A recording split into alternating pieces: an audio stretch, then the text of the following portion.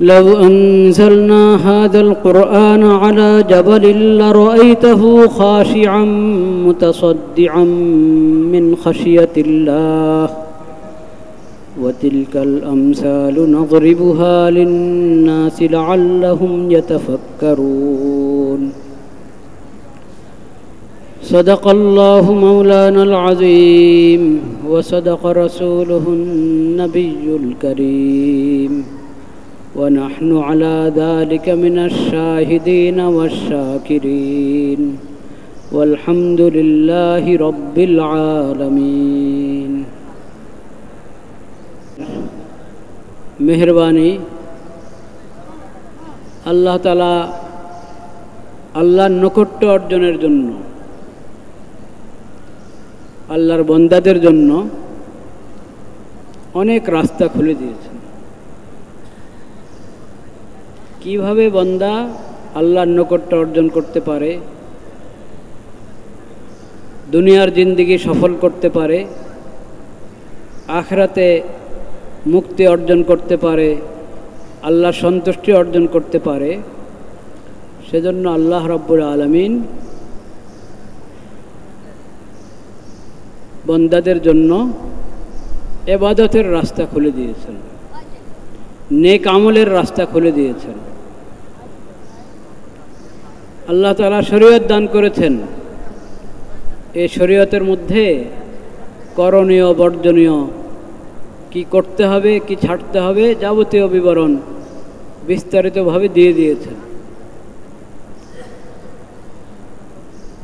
এটা আল্লাহ রাব্বুল আলামিনের সবচেয়ে বড় নেয়ামত যে আল্লাহ বান্দাদেরকে ইসলাম চিনিয়ে দিয়েছেন, ইসলামের শরীয়ত দান করেছেন। আলহামদুলিল্লাহ, আলহামদুলিল্লাহি আলা নি'মাতিল ইসলাম, আলহামদুলিল্লাহি আলা নি'মাতিল ইসলাম। ইসলামের নেয়ামতের জন্য আল্লাহর হামদ, আল্লাহর শুকর যে আল্লাহ আমাদেরকে মুসলিম বানিয়েছেন। সালাত কি জিনিস, কি ইবাদত, কিভাবে ইবাদত আদায় করতে হয় আল্লাহ আমাদেরকে জানিয়ে দিয়েছেন। আল্লাহুম্মা লাউলা আনতা লামা সাল্লাইনা ওয়ালা ইহতাদাইনা। আল্লাহ যদি আপনার ফজল না হতো, আপনার মেহরবানি না হতো, তো সালাত কি জিনিস তাও তো বুঝতাম না আমরা, হেদায়েত কি জিনিস তাও বুঝতাম না। আপনি হেদায়েত দান করেছেন, হেদায়েতের রাস্তা দেখিয়ে দিয়েছেন, আপনার ইবাদতের রাস্তা আমাদের জন্য উন্মুক্ত করে দিয়েছেন। সালাতের মাধ্যমে আমরা আল্লাহর নৈকট্য অর্জন করতে পারি। সেই সালাত কিভাবে আদায় করতে হবে নবী করিম সাল্লাল্লাহু আলাইহি ওয়াসাল্লামের মাধ্যমে ওটা শিখিয়ে দিয়েছেন। তো আল্লাহর ফজল, আল্লাহর ইহসান, আল্লাহর রহমতের কোনো শেষ নেই। যেসব ইবাদতের মাধ্যমে আল্লাহর নৈকট্য অর্জন করা যায় সেসব ইবাদতের মধ্যে রয়েছে সর্বশীর্ষে ইসলামের যে 5টি রকন, 5টি স্তম্ভ, কালিমা শাহাদাত, 5 ওয়াক্ত সালাত, যাকাত, রমজান মাসের রোজা এবং বাইতুল্লাহর হজ। বাইতুল্লাহর হজ, ওয়ালিল্লাহি আলান নাসি হিজ্জুল বাইতি মান ইসতাতা ইলাইহি সাবিলা। যার সামর্থ্য আছে বাইতুল্লাহ পর্যন্ত পৌঁছার, আল্লাহর ঘর দেখে আসার শক্তি সামর্থ্য আল্লাহ যাকে দিয়েছেন, তার উপর এটা হক, আল্লাহর হক তা ওই বান্দার উপর যে সে আল্লাহর ঘর জিয়ারত করে আসবে। এটাই হলো হজ।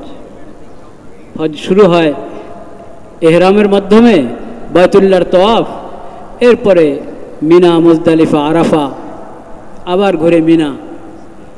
এই জায়গাগুলোর সাথে হজের সম্পর্ক। হজের মূল সময় হলো 5 দিন। মূল সময় হজের আমলগুলোর 5 দিন: 9 জুলহজ আরাফার দিন, 10, 11, 12, 13। 8 জুলহজে এহরাম অবস্থায় মিনা যাবে, মিনা থেকে 9 জুলহজ আরাফা যাবে, আরাফা থেকে মুজদালিফায় এসে মাগরিব এশা একসাথে পড়বে, তারপরে সুবহে সাদেক হয়ে যাওয়ার পর ফজরের পর থেকে সূর্য ওঠার আগ পর্যন্ত এটা মুজদালিফার মূল সময়। রাত্রে তো রাত্রি যাপন করবে মুজদালিফায়, কিন্তু উকুফে মুজদালিফার মূল সময়টা হলো তখন। এরপরে মিনার দিকে রওনা হবে কঙ্কর নিক্ষেপের জন্য, যার যখন সুবিধা হয়। সেটাও আল্লাহ তাআলা ছাড় দিয়ে দিয়েছেন। সূর্য ঢলার আগে আগে শেষ করতে পারলে ভালো, কিন্তু মাগরিবের আগেও যদি শেষ করে তাও আদায় হয়ে যাচ্ছে। এমনকি মাগরিবের আগে করতে পারছে না, রাত হয়ে যাচ্ছে। রাত সাধারণত 9 জিলহজের রাত হবে, তো 8 জিলহজ দিবাগত রাত 9 জিলহজের রাত হয়। কিন্তু হজের দিনগুলোর মধ্যে 9 জিলহজ দিবাগত রাতকে 9 জিলহজের সঙ্গে রাখা হয়েছে। ওই রাত্রেও যদি কঙ্কর নিক্ষেপ করা হয় তাহলে ধরা হবে 10 জিলহজ, 10 জিলহজের সঙ্গে রাখা হয়েছে। যেরকম 9 জিলহজের রাত আগেরটা, কিন্তু 9 জিলহজের দিবাগত রাত যেটা, এটা মূলত 10 জিলহজের রাত, এটাকে 9-এর সঙ্গে ধরে উকুফে আরাফার ব্যাপারে ছাড় দেওয়া হয়েছে। যাক, হজের খুঁটিনাটি যাবতীয় মাসলা মাসাইল বিস্তারিত বলা আমার উদ্দেশ্য না, ওটা তো আপনারা নিজেরা পড়বেন দিনী বই পুস্তকে, ওলামায়ে কেরামের কাছে শিখবেন। মূল যে কথাটা আজকে বলতে চাচ্ছি, দুইটা কথা। হজের গুরুত্বপূর্ণ 3টি আদব, ফরজ পর্যায়ের 3টি আদব আল্লাহ তাআলা একই আয়াতে বলেছেন। ওই 3টা কথা বলবো ইনশাআল্লাহ। আর বিদায় হজের খুতবার মধ্যে নবী করিম সাল্লাল্লাহু আলাইহি সাল্লাম যত উপদেশ দিয়েছেন, নির্দেশ দিয়েছেন, ঐতিহাসিক খুতবা, ঐতিহাসিক বাণী, ওটার অংশ বিশেষ আজকে আলোচনা হবে ইনশাআল্লাহ। বাকি বিষয়গুলো আল্লাহ হায়াত রাখলে পরে দেখা যাবে কখন ইনশাআল্লাহ। আল্লাহ রাব্বুল আলামিন বলেছেন, আল হজ্জু আশহুরুম মা'লুমাত ফামান ফারাদা ফীহিন্নাল হজ্জ ফালা রাফাসা ওয়ালা ফুসুকা ওয়ালা জিদালা ফিল হজ্জ। 3টা কথা। হজের এহরাম বাঁধলো তখন থেকেই করণীয়। হজের এহরাম বাঁধা অর্থ বুঝি তো আমরা, হ্যাঁ? অনেকে কিন্তু বুঝি না। বাঁধা শব্দ না, বাঁধা শব্দের কারণে অনেকে ভুল বুঝে। সঠিক শব্দ হলো হজের এহরাম করা। আমরা বলি এহরাম বাঁধা, যেরকম আমরা বলি না নিয়ত বাঁধা, নামাজের নিয়ত বাঁধা। তো নিয়ত বাঁধা, ওটার মধ্যে কেন নিয়ত বাঁধা বলে? আল্লাহু আকবার বলার পরে দুনো হাত নাভির নিচে বাঁধে না, সেই জন্য বলে নিয়ত বাঁধা। আসলে নিয়ত করা, নিয়ত করা। ঠিক এহরামকে বাঁধা কি জন্য বলে আমি জানি না, হয়তো এই জন্য যে এহরামের কাপড়টা তো বাঁধে শরীরে। এহরাম করা মানে হজের নিয়ত করে তালবিয়া পাঠ করা, এটার নাম হলো এহরাম। হজের নিয়ত করে তালবিয়া পাঠ করা। আল্লাহ, আমি আপনার সন্তুষ্টির জন্য আপনার ঘরের হজ করতে চাচ্ছি, হজ করার নিয়ত করছি। আল্লাহ আপনি সহজ করেন, আপনি কবুল করেন। নিয়ত এটা তো দিলের বিষয়। দিলের মধ্যে, অন্তরের মধ্যে কাজটার পুরা প্রতিজ্ঞা করা, প্রতিজ্ঞাবদ্ধ হওয়া, এটার নাম নিয়ত। সেটা জবানও উচ্চারণ করে নিলে, দিল আর জবান একসাথে মিলল, নিয়তটা আমার ইতমিনান হয়ে গেল যেন নিয়ত করেছি। দিলের মধ্যে তো অনেক সময় খেয়াল আসা যাওয়া করে। নিয়তকে পোক্ত করার জন্য মুখের উচ্চারণ, কিন্তু মুখের উচ্চারণ না হলে যে নিয়ত হবে না তা না। আপনি নিয়ত করলে দিলের নিয়তেই নিয়তের কাজ হয়ে যায়, নিয়তের দায়িত্ব আদায় হয়ে যায়, নিয়তের ফরজ আদায় হয়ে যায়। তো হজের নিয়ত করে যখন তালবিয়া পাঠ করব, তখন এহরাম পুরো হলো। লব্বাইক আল্লাহুম্মা লব্বাইক, লব্বাইক লা শারীকা লাকা লব্বাইক, ইন্নাল হামদা ওয়ান নি'মাতা লাকা ওয়াল মুলক লা শারীকা লাক। তালবিয়া। নিয়ত এবং তালবিয়া দুটা মিলে কি হয়? এহরাম হয়। নিয়ত করলেন, তালবিয়া পাঠ করলেন, এহরাম হয়ে গেছে। এহরামের কাপড় পরিধান না করলেও এহরাম হয়ে গেছে। কিন্তু যেহেতু এহরাম হওয়ার পর আপনি স্বাভাবিক কাপড় পরে থাকতে পারেন না, নিষেধ। এহরাম অবস্থায় পড়তে হবে আমাকে সিলাইবিহীন।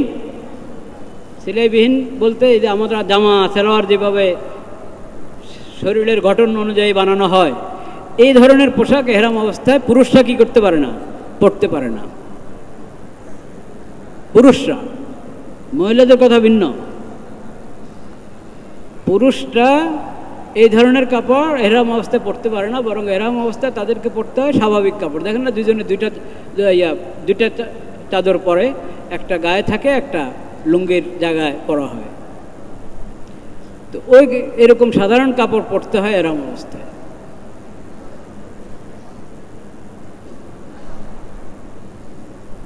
লা ইলাহা ইল্লাল্লাহ। সেজন্য তো এহরাম শুরু হওয়ার পরে যদি আমি পড়তে যাই, তো কিছু সময় আমার গায়ে এমন পোশাক থাকবে যে পোশাক এহরাম অবস্থায় পরা যায় না। এই জন্য তো আমি তালবিয়া পড়ার আগেই, নিয়ত এবং তালবিয়ার আগেই এহরামের কাপড় পরে নিতে হবে।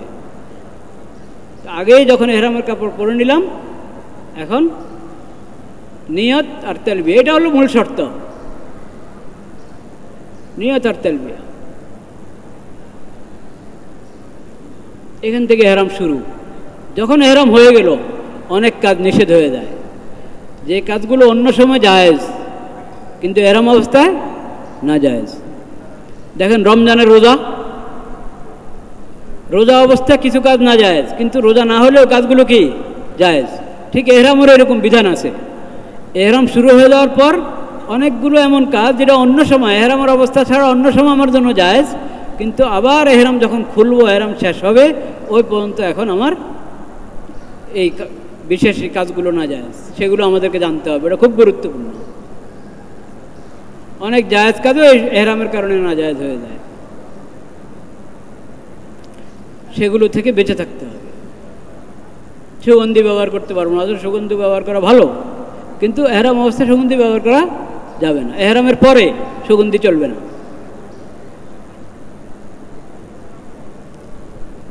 আমি যে আয়াত পড়লাম, এই আয়াতের মধ্যে এহরাম অবস্থায় যে তিনটা কাজ থেকে নিষেধ করা হয়েছে, ওই তিনটা কাজ এমন, এহরাম ছাড়াও নিষেধ, এহরাম অবস্থাও কি নিষেধ। বিশেষ করে শেষ দুইটা, ফুসুক আর কি, ফালা রাফাসা ওয়ালা ফুসুকা ওয়ালা জিদালা ফিল হজ। এই তিনটা সম্পর্কেই, শেষ দুইটা সম্পর্কেই বিস্তারিত একটু কথা বলা দরকার। তো আল্লাহ রাব্বুল আলামিন বলছেন, যখন তুমি এহরাম করে ফেললা, এখন আর ফালা রাফাস, স্ত্রীর বিষয়, স্ত্রীর সঙ্গে মিলামিশার বিষয়ে কোনো আলোচনা এখন আর হবে না। না ওই কাজ, না ওই কথা। তো এটা অন্য সময় জায়েজ, কিন্তু এহরামের সময় না জায়েজ। তবে এটার মধ্যে একটা স্তর আছে। আলোচনার মধ্যে যদি অশ্লীলতার পর্যায়ের আলোচনা হয়, তো সেটা এহরাম অবস্থায় কোনোভাবেই কাম্য না। ওটা তো প্রশ্নে আসে না, অন্য সময় ঠিক না এটা। কিন্তু এহরামের সময়ের জন্য আরও বিশেষ সতর্কতা দরকার। তো এহরাম যখন হয়ে গেছে, এখন যে স্ত্রী হালাল, সেই স্ত্রীর সঙ্গে মিলামিশা এবং এই ধরনের আলোচনা, আনন্দ ফুর্তি, এটা এখন তুমি এহরাম শেষ হওয়া পর্যন্ত এটা থেকে বিরত থাকতে হবে। প্রথম কাজ। ওয়ালা ফুসুকা ওয়ালা জিদালা ফিল হজ। প্রথম কাজের মধ্যে দেখেন, ওটা চিন্তা করতে হবে আমাদের। যদি যেটা হালাল, যারা বিবাহ হয়েছে এবং দুজনে হয়তো হজে আছে, তাদের জন্য যদি নিষেধ হয়, তো এখন যদি মোবাইলের মাধ্যমে আমি বিনোদনের নামে চোখের গুনাহ করতে থাকি, কানের গুনাহ করতে থাকি, ওটা আরো বেশি জঘন্য হবে না?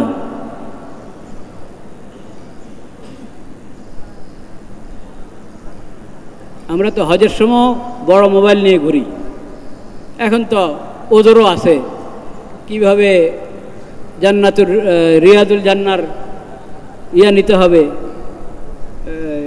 কি বলে এটাকে, হ্যাঁ রিয়াদুল জান্নাহ আমি কোন সময় যেতে পারবো সেটার অনুমোদন নেওয়ার জন্য দরকার, আরও কি কি কাজকে জড়িয়ে দেওয়া হয়েছে মোবাইলের সাথে। তো এখন স্মার্টফোন থাকেই হাজিদের সঙ্গে, আপনি শুধু একান্ত জরুরি কাজে ব্যবহার করবেন মোবাইল।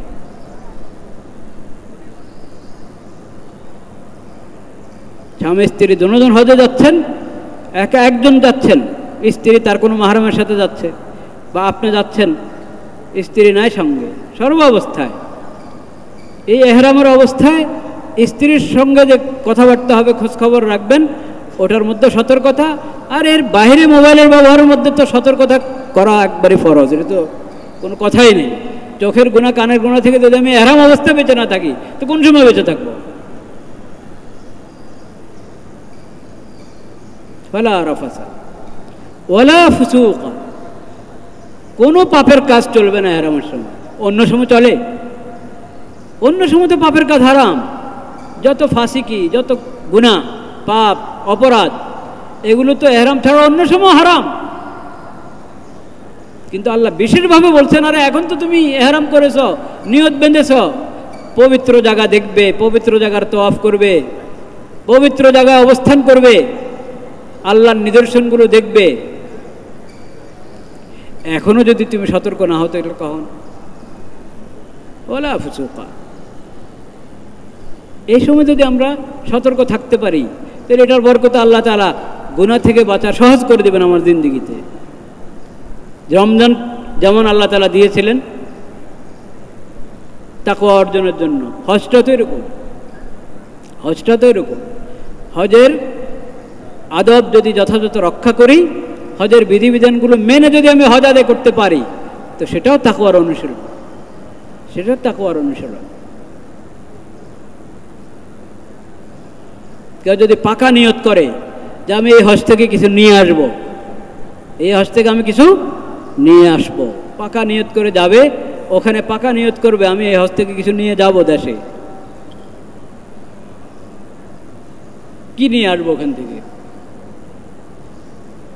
আমি মনে করি যদি মোবাইলের ব্যবহার নিয়ন্ত্রণ করা, এই সবক যদি আমরা ওখান থেকে নিয়ে আসতে পারি, অনেক বড় পাওয়া, এটা অনেক বড় পাওয়া। স্মার্টফোনের ব্যবহার নিয়ন্ত্রণ করার সবকটা যদি ওখান থেকে নিয়ে আসতে পারি, চোখের গুনাহ এবং কানের গুনাহ, জবানের গুনাহ থেকে বাঁচার অঙ্গীকার করে আসবো এবং এটা ঠিক রাখার, ধরে রাখার চেষ্টা করব, তাহলে ইনশাআল্লাহ হজ সফল, হজ সফল। ফালা রাফাসা ওয়ালা ফুসুকা, সব ধরনের গুনাহ থেকে বেঁচে থাকো, যেটা তোমার জন্য অন্য সময় হারাম, এখন অতিরিক্ত আরো কয়েক কারণে হারাম। সময়ের দাবি, সম্মানিত মাসের একবারে কেন্দ্রীয় সময়টা চলছে এহরাম, যখন থেকে আপনি এহরাম করলেন, এহরাম খোলা পর্যন্ত সম্মানিত 4 মাসের কেন্দ্রীয় সময়, সময়ের কারণে সম্মানিত সময় যদি কেউ পাপ করে, এই পাপের ক্ষতি বেশি হয়, এটার ক্ষতি বেশি।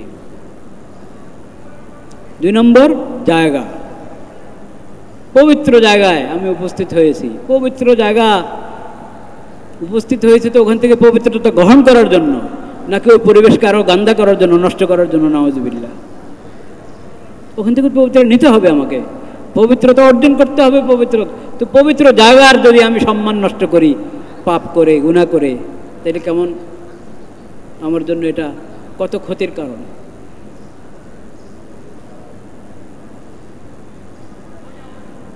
তৃতীয় হলো তোমার অবস্থাটা, তুমি তো নামাজের মধ্যে যেরকম নিয়ত করার পর আল্লাহু আকবার বলে নিয়ত করলাম, সালাম ফিরানো পর্যন্ত আমি একবারে আল্লাহর সামনে, আল্লাহর দরবারে হাজির কিনা, এহরামটা তো এরকম, হজের এহরামটা তো এরকম।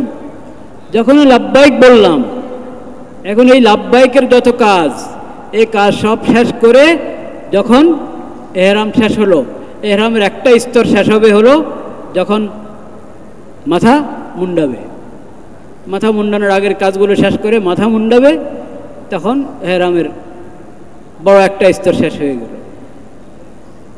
তারপরে কি কাজ বাকি থাকে? তওয়াফে জিয়ারত, বড় ফরজ কাজ তওয়াফে জিয়ারত। হজের মধ্যে ফরজ তো খুব বেশি না, হজের ফরজ আমল হলো এহরাম আর উকুফে আরাফা আর তওয়াফে জিয়ারত। কিছু ফরজ ওয়াজিব সুন্নাত আমল মিলেই তো হজ। তওয়াফে জিয়ারত এটা গুরুত্বপূর্ণ ফরজ হজের। তওয়াফে জিয়ারত বাকি, তওয়াফে জিয়ারত শেষ, তো এখন এহরামের সব কি শেষ হয়ে গেল।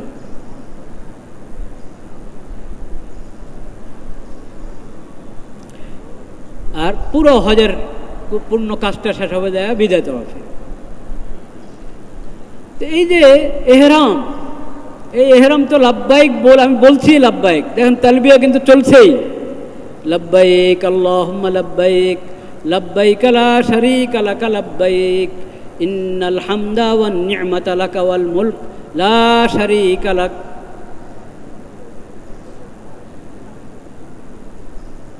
আমি বলছি আল্লাহকে, আল্লাহ আমি হাজির, আমি আপনার দরবারে হাজির, আল্লাহ আমি হাজির, আপনার কোনো শরীক নেই, আমি হাজির, সকল নেয়ামত আপনার, রাজত্ব আপনার, ক্ষমতা আপনার, আল্লাহ আমি হাজির। কয়বার বলছি আল্লাহকে? একটা তালবিয়ার মধ্যে কয়বার বলছি যে আল্লাহ আমি হাজির? তা আমি আল্লাহ দরবারে হাজির, এটা যখন তালবিয়া উচ্চারণ করি তখন, নাকি এহরামের পুরো অবস্থায়? এহরামের পুরো অবস্থায় আমি আল্লাহর দরবারে হাজির। বন্দা তো আল্লাহর সামনে সবসময় হাজির, সব সময় হাজির, কিন্তু নমাজের অবস্থায় আর এহরাম, হজের এহরাম, হজ বা উমরার এহরামের অবস্থায়, এই দুটো উপস্থিতি আল্লাহর সামনে, এটা তো একবারে ভিন্ন রকম, একবারে ভিন্ন রকম উপস্থিতি। এখানে বন্দা কোনো ধরনের ব্যাখ্যা দাঁড় করাতে পারবে না যে আমি আল্লাহ থেকে অনুপস্থিত। কখনো তো আল্লাহ থেকে তুমি অনুপস্থিত না, কিন্তু এখন তো নিজেই ধরা দিয়েছ, নিজে হাজির হয়েছ আল্লাহর দরবারে। আল্লাহু আকবারের মাধ্যমে নামাজ শুরু করেছ, লাব্বাইকের মাধ্যমে হজ শুরু করেছ। যেরকম সালাম পর্যন্ত তুমি আল্লাহর দরবারে একবারে উপস্থিত। তুমি যতই তোমার দিল এদিক সেদিক ঘুরক, তোমাকে এটা বুঝতে হবে যে না, একবারে আল্লাহর সামনে আমি আছি। ঠিক এহরামের মধ্যে এরকম।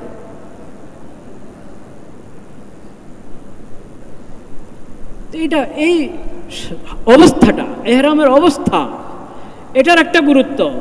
কোনো গুনাহ যদি আমি করি, একবারে এরকম যে নামাজের মধ্যে গুনাহ করা, নামাজের মধ্যে গুনাহ করার মতো, নামাজও আদায় করছে, গুনাহও করছে, হয় এটা? এই জন্য গুনাহ সবসময় গুনাহ, সবসময় পাপ, সবসময় হারাম।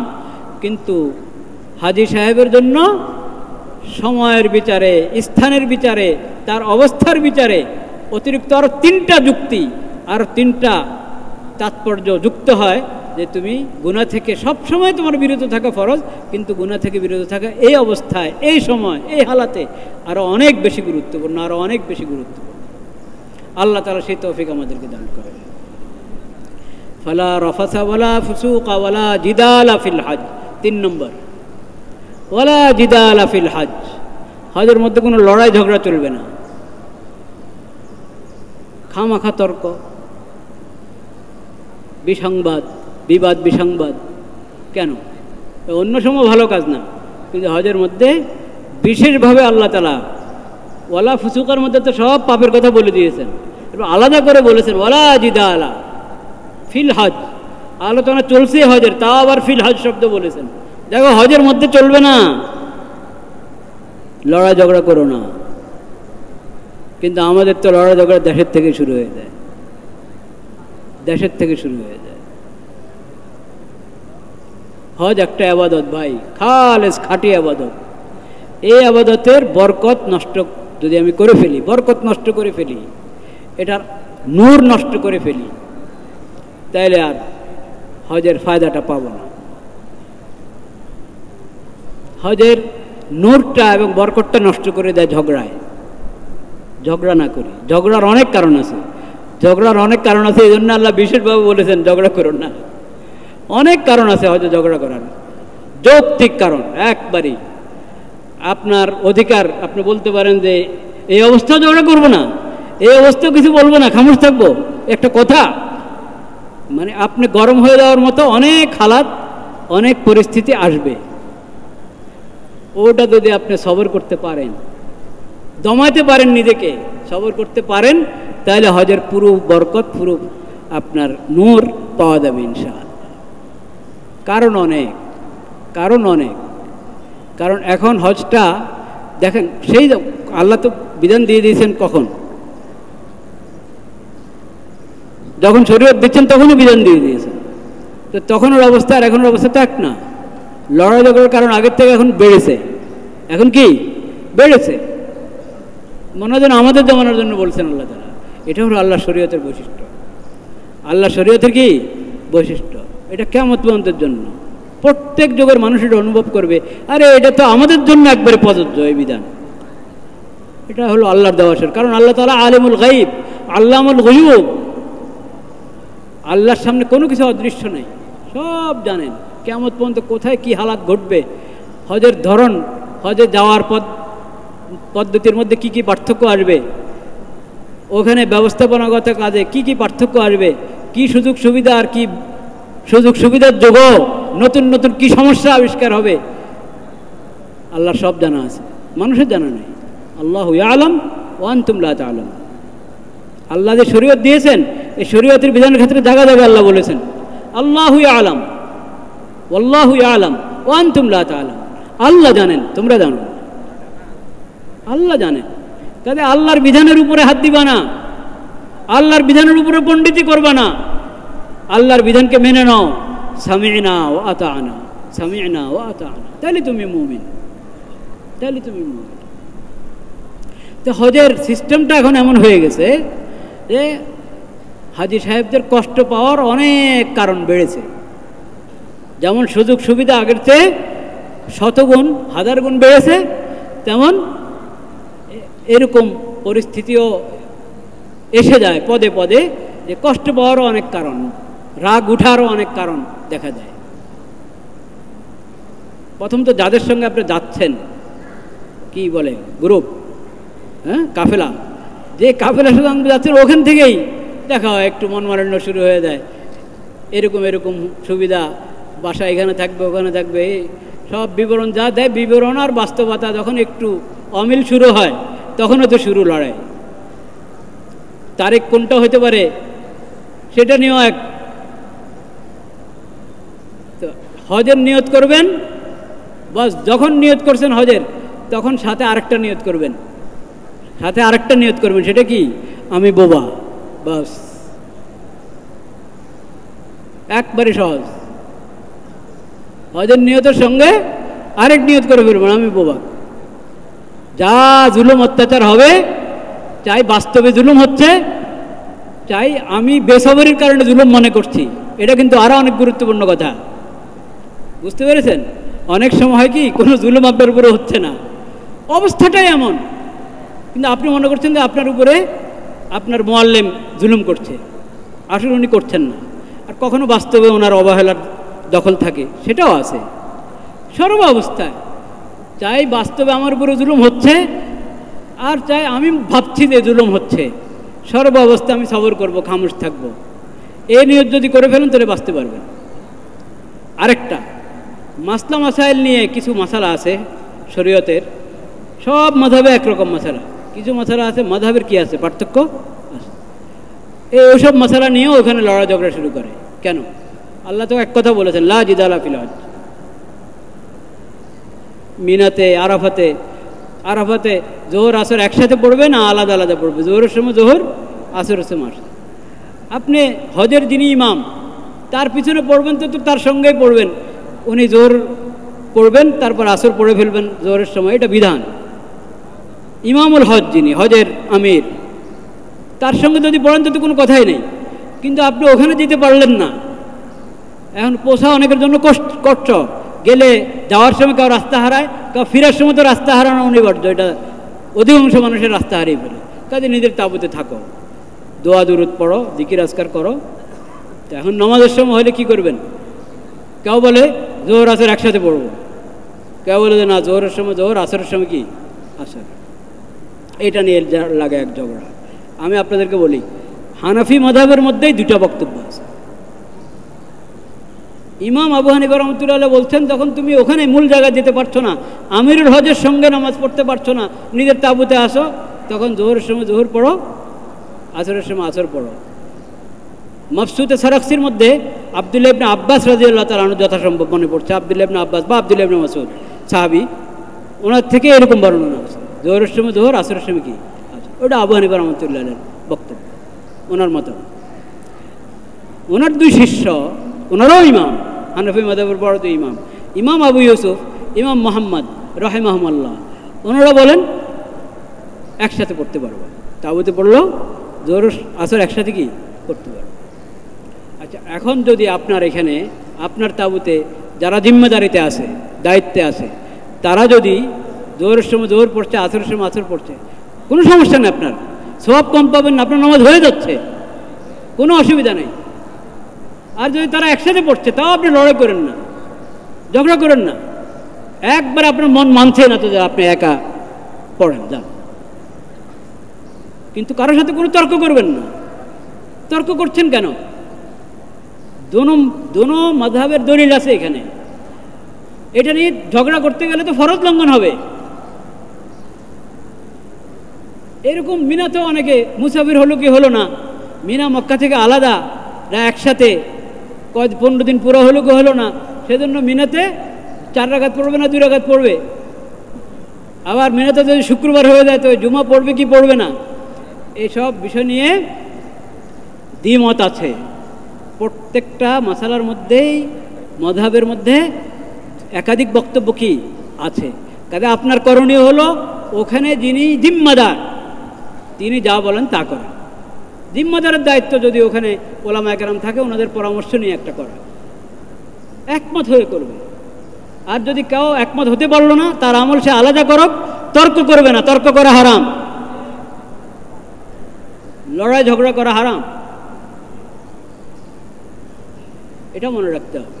তাইলে মাযহাব বিষয়ক যে সমস্ত মাসালা নিয়ে ইখতিলাফ আছে ইমামদের মাঝে, এগুলো নিয়েও তর্কতে যাব না, আমার আমল আমি করি, জিম্মাদারের অনুসরণ করি।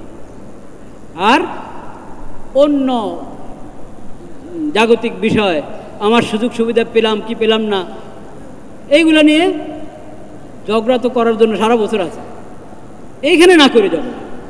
এইখানে মাহরুম হলাম, আমি মনে করছি যে আমি মাহরুম হচ্ছি, আমি কষ্ট পাচ্ছি, পাই কষ্ট। একবারে যদি অসম্ভব হয়ে যায়, তো অসম্ভব হলে মানুষ পুরো অসুস্থ হয়ে শুয়ে পড়ে, কত ওজরের হালাত ভিন্ন কথা। তো ওজরের সময় আপনার আল্লাহ তাআলা নুসরত করবেন আপনার, কিন্তু তর্কতে যাব না, বিবাদ বিসংবাদে যাব না। হাত উঠানো তো অনেক দূরের কথা, একজন আরেকজনের উপর হাত উঠানো, এটাও দেখেছি, হাত উঠাতেও দেখেছি, ওটা তো অনেক দূরের কথা। জবানটা নিয়ন্ত্রণ করব, ধমক দিব না, গালমন্দ তো দূরের কথা, ধমক দিয়ে কথা বলবো না একসাথে আরেক সাথীকে। আল্লাহ তাআলা সেই তৌফিক আমাদেরকে দান করে। ওয়া আখিরু দাওয়ানা আলহামদুলিল্লাহ।